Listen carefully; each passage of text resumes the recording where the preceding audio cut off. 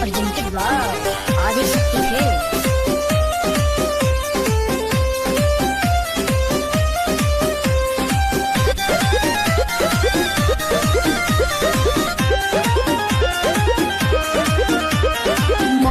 काहे न कंट्रोल कइला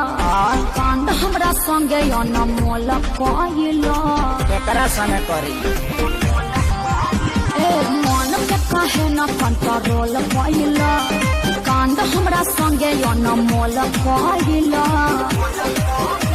बोले चल खलासा बना के रहिले अरे बड़ा मजबूर तू दीवाना कइले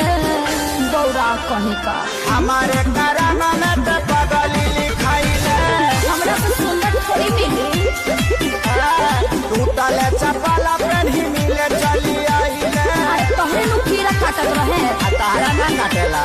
हमारे करम में तू बोका वाली खाया है आधी रात बोल काहे मिले को बुलाया है हाई हिल के सैंडल तोर का भइल रे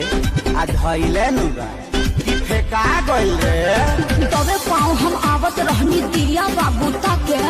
जान जाई तो मम्मी हमके मारी के लोटा के हरी माई के प्रणाम करेंगे तब ठीक बा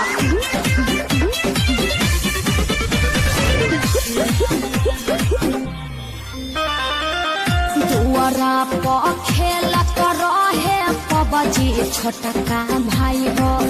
आइल बानी मिले हम लुकाई हो तो भाइयों कम नहीं खे तू दिलु दिलवा के मोरा पाची तोहरा ना फूल लेके आईनी भर खाची अरे फूल सुनला से काम चली सरनी के सब हाथ पार कइले कैसे कैसे ओइनी बाबा खारा धइले सिखा आ हमारे करामा में ते बनरी लिखाइले चुप रह ऐसा ऐसा मत बोलो आ टूटा ही चपला पेन्ही मिले चली आइले अरे हमारे करम में तू बोका वाली खाया है आधी रात बोल काहे मिले को बुलाया है चरे खातिर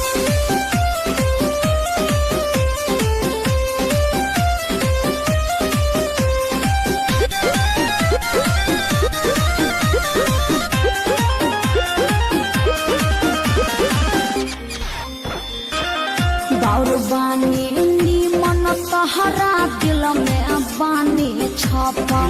चेहरा छोड़ी निहारे लचपा परिचय रूप तोहर लागत रहे हर दम भइलु छुर छुरी बोल काहे हमारा इतम देखिए पक्का पड़ा तोर बाटे माइले अखिलेश के सारी तुला गल खाइले आ हमारे